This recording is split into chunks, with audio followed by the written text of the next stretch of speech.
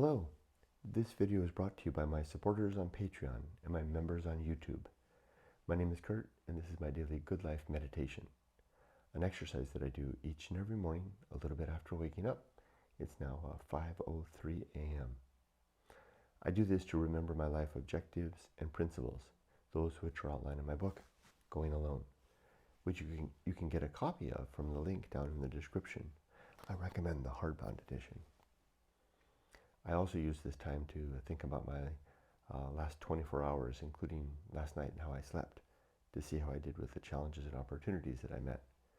I plan for the coming day, and then I prepare myself to die. But I always like to start with a poem, so let's do that. But I wanted to say Happy Merry Christmas Eve to you. It is the 24th day of December 2023. So let's begin with going back to Edward Thomas, a new poem that I haven't read, titled Home. The last poem we read was called The Barn. I liked that one. Here you go. Home. Not the end, but there's nothing more. Sweet summer and winter rude I have loved, and friendship and love, the crowd and solitude. But I know them, I weary not, but all that they mean I know. I would go back home again now, yet how should I go? This is my grief, that land, my home, I have never seen. No traveler tells of it, however far he has been. And could I discover it, I fear my happiness there, or my pain. Wait, I got to read that right. It's actually different. And could I discover it, there we go, I fear my happiness there, or my pain, might be dreams of return, here to these things that were. Remembering ills, though slight, yet irredeemable. Not redeemable. Irremediable. Can't fix. Irremedial. Remembering ills, though slight, yet irremediable. That's a tough one. Brings a word. It's hard. Sometimes his poems are hard to read. They twist out of the mouth. Some of the words have sharp angles, like this one. Yet irremediable. I mean, remediable cannot be remediated. I'm used to saying remediated or remediate, but not remediable. My mouth hasn't practiced saying that word that way. Remembering ills, though slight yet irremediable, brings a worse, an impurer pang than remembering what was well. No, I cannot go back, and would not if I could, until blindness come. I must wait and blink at what is not good. That's the end of the poem, and there's Rudy scratching at the door to be let in. Just a second. Coming. There you go, welcome. What time is it?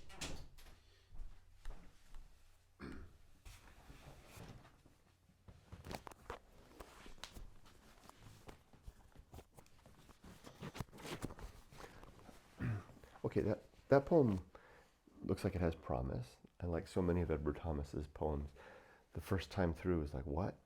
Yeah, it'll take further passes before we get there. But it's like if I was a Christmas present shaking it. It's got a good sound to it. Sounds like there's good stuff in here. So let's carry on. Last night and yesterday. Oh, and I forgot to mention, today's day 357 in my countdown to retirement. 357 calendar days left. And this is good. This exercise of remembering or reminding myself every day of the number is a catalyst to action. I'm actually taking active steps in so many things. Reached out the last couple of days to dog shipping companies. Goodness, dog shipping companies, and I've got quotes.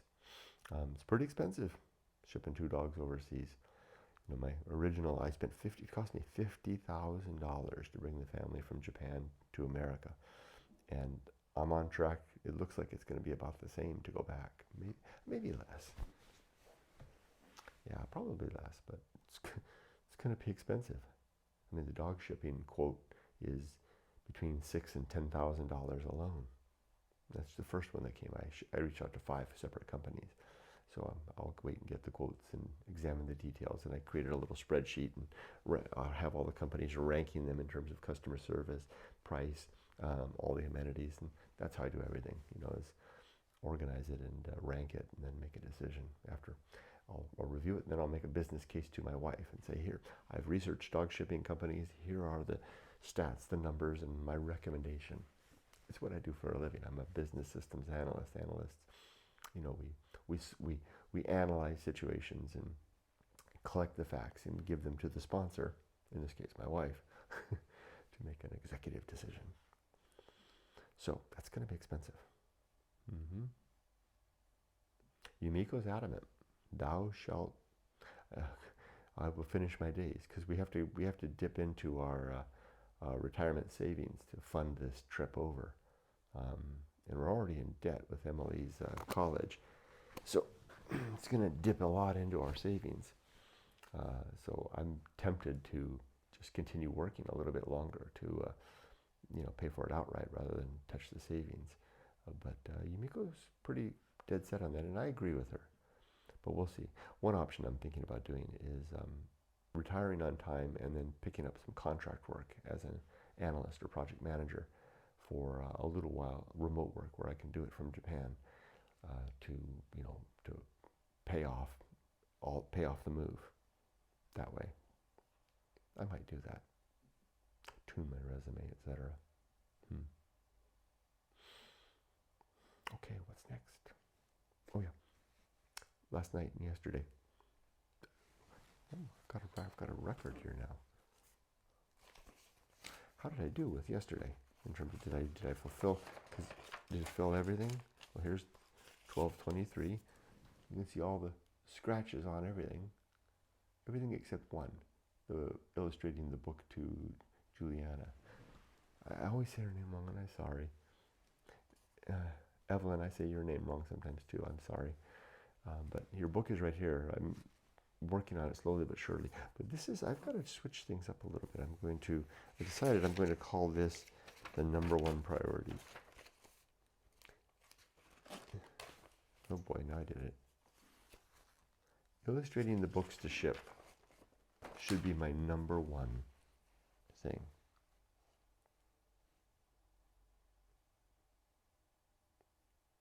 Do I have it? I don't even have it on the list. Book 2J. Put a star next to it. I need to spend time because it takes a lot of time illustrating these things. So it's got a star next to it. I'm going to make sure I spend time on that today. But I've got a lot of stuff I'm going to do today. I'll get to that in just a bit. As for ambushes and stuff, nothing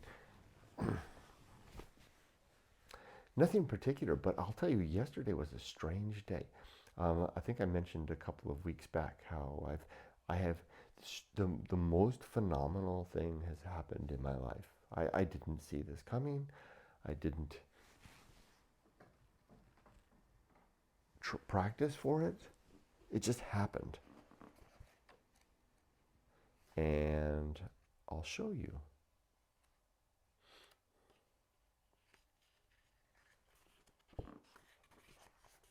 There it is. In my book, Going Alone, there's the chapter called The Good Life, where I lay out the Good Life Creed, which consists of 8 objectives and 35 principles. These are the objectives that I strive for in life and the principles I use to get there. Principle number 9, right here, is called the Pirate Ride. And it is, and then there's details here explaining it all. The Pirate Ride is my shorthand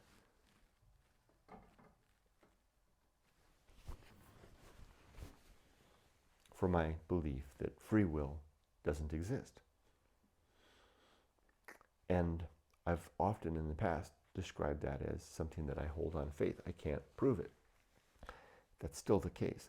I don't know how to empirically demonstrate that if I could go back 5 minutes from now and do something different than I did before.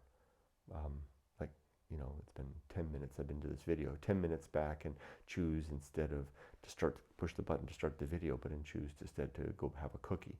I can't demonstrate, there's no way to demonstrate that, so I don't know. But I had a gut feeling, a certainty, in fact. I held it on faith that free will was an illusion.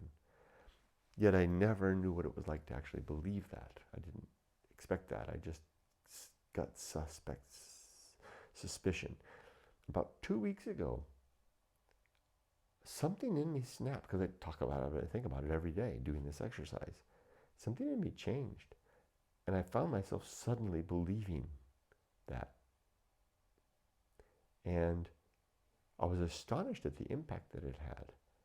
It was a very liberating feeling to realize that my life is little different than a small stream coursing down a canyon to the right or the left, influenced by the force of gravity and the incline of the earth and the various forces all around and the wind and the rocks that it runs into and everything that's happening to me, all the perturbations and eddies and movements and backflows and rapids and the cool deep waters that I may pass through. They're all part and parcel of the universe at large, and that my say-so has little to nothing to do with any of that.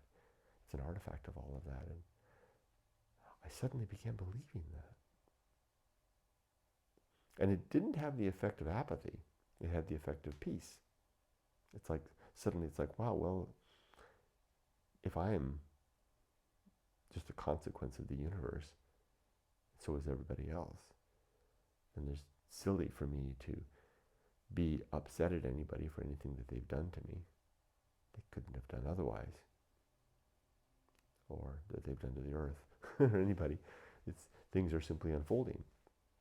And it didn't rob me of my will to, so to speak, to strive,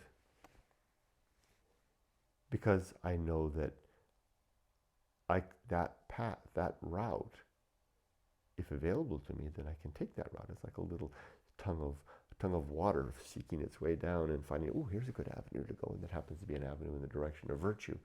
I'm not choosing that. That route has become available to me, and off I go. It's complicated, and I was last night laying in bed thinking about, as I was going to sleep, thinking about why did we manifest this sense of free will? And I expect it's an artifact, an emergent quality of things. I mean, there's lots of creatures that get by just fine without this. I don't know that amoeba have any sense of will, but they seem to get by. Plants certainly don't seem to, but maybe we could be wrong. But maybe it's like artificial intelligence. When you pack enough data in there, eventually things seem to emerge. Consciousness may be simply one of them. Well, anyway, that's been going on for a couple of weeks. I can call it out. I can summon this sense up at will now. I literally can. I can say, think about it, because most of the time I'm not operating that way. I'm on autopilot, which is a funny way to say it. But I'm on this autopilot thing going along. But every now and then, I will simply turn my mind to it and say, okay, remember that free will isn't real. And suddenly I had to remember it. And there's a great sense of peace that just falls over everything. It's amazing. It's astonishing. It's like the way that you sometimes would hear about those that meditate for a long time and they achieve some sort of an enlightenment where they're awake. That's what it feels like. And I was doing that yesterday at the supermarket with my wife. We were at the Tokyo Central, and she was shopping. I have no business at the supermarket, the Japanese supermarket, other than to go. I'm like a kid. She allows me to just go off through the store and pick up anything that I want. Oh, that looks good. Oh, that looks good. And I go back to the cart and I just drop things. And there were a couple of times that if I'm not feeling, there was one time, sometime back, I wasn't feeling good, and I stayed in the car, and she dropped them in for me on my behalf. She knows what I like. And there's only two things I ever want, which is a little manju, Japanese pounded cake thingies, and then a little tray of little tiny Meiji chocolates, milk chocolates that I like.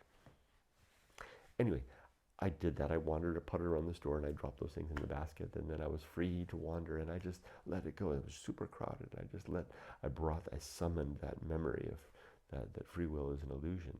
And suddenly I was disconnected from the sense of agency. And I was flowing downhill through the store, through this crowded store. And I was applying that sense to everybody around me. Look, we are all just, you know, the term Brownian motion, the random, movement of molecules. Although it certainly wasn't that way. Although it is in a way, but it isn't. And I was really enjoying it. And then, here's the thing. And maybe today I'll switch it because I'm talking about the pirate ride today. And then I listened to an interview between that guy Lex. I can't remember his last name. He's a nice, good interviewer, young man who does interviews with top tier, interesting people, usually about science, technology, things like that. And he was interviewing Sam Harris, particularly about free will. Sam doesn't believe in free will either. And Sam was describing to Lex what it's like to have been convinced over, to swayed over, to not believe in free will. And he was describing exactly the same phenomenon that I'm experiencing, describing how it's a very peaceful feeling, liberating, and how it's a state where being angry at anybody doesn't make any sense. And then he went on to describe how he mostly forgets about it, but can summon it. And he did it in the interview. He said, like, I'll do it right now. And here it is. And I was watching that. I think I was having a cup of tea, and I was like, put the tea down. What? Yeah, I was just doing that in the grocery store. That was an astonishing thing. So now it's mine. I can do it at will, and it's really an amazing thing. And I do it. I'm increasingly doing it more and more. Doing it, training myself. In fact, I would love to train myself to the point that it just becomes part of who I am. And again, it doesn't leave me really believing that free will is an illusion. It doesn't rob life of its interest or splendor or consequence. It just makes taking any of it too seriously a ridiculous thing to do. And then we wind up more like a rider on a roller coaster. Whee!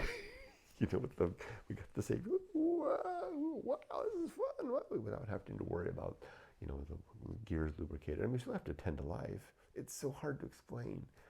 It's like enjoying the ride while still attending to the ride. On a roller coaster with a can of oil, squeak, squeak, squeak. Lubing the wheels. Anyway, talked long enough about that, so I'm going to switch that. I was going to talk about the recognition of true limits and true opportunity, but instead, I'll scratch that. I'll talk about the pirate ride.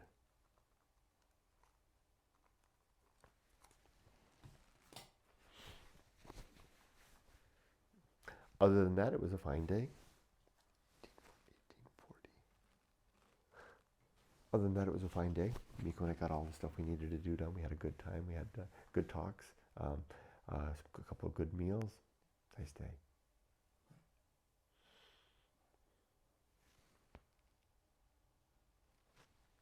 The Good Life Creed. My eight objectives are to be always ready to die, to make good and effective use of time, to develop and maintain good and sound life principles, to cultivate good emotion reactions, to perform good actions, to recognize true limits and true opportunities, to do just one, that was the one I was going to do, to do just one thing at a time, excuse me, and do that thing slowly and deliberately and carefully, and to maintain my balance. Ooh, one more thing to add to the list.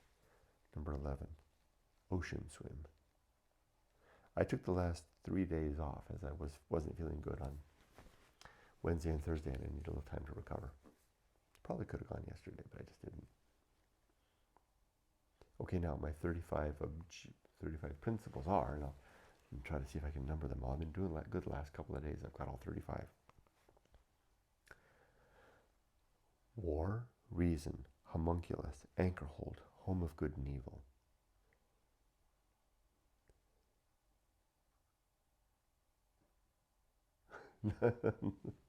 Atomic principle, nature,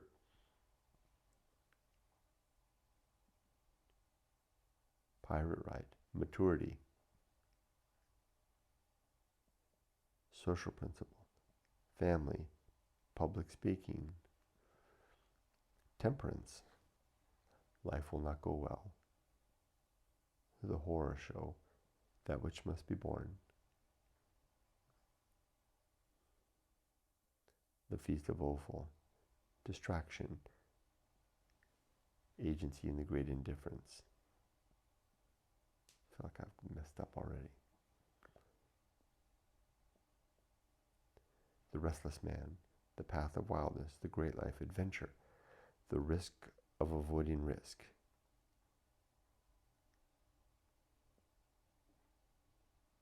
The best seat in the house.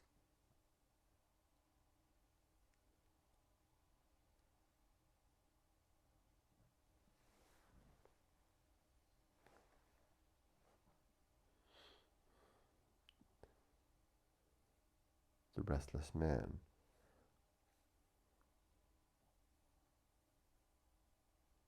Wow, I'm really messed up now. The path, I feel like I've already done this. The path of wildness, the great life adventure. No, I have done this.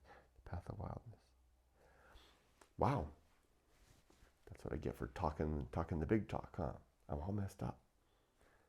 Let's see if I can do it without the numbering. War, reason, homunculus, Anchorhold, home of good and evil, purpose, atomic principle, nature, pirate ride, family, pirate ride, social principle, family, public speaking. Oh my goodness, it's all gone. I just can't do it. I'll have to turn to the book. I was getting cocky there. There we go. It's all listed here. War, reason, homunculus, Anchorhold, home of good and evil, purpose, atomic principle, nature, pirate ride, maturity, social principle, family, public speaking, temperance, life will not go well, the horror show, that which must be born, the feast of woeful, distraction, agency in the great indifference, the best seat in the house, the restless man, the path of wildness, the great life adventure, the risk of avoiding risk, sin and damnation, it's easy when you got the book, complete oblivion, the season of philosophy, script writing, bullseye aim, uphill climb, arena and utility, nothing is enough, the principle of fun and being ready.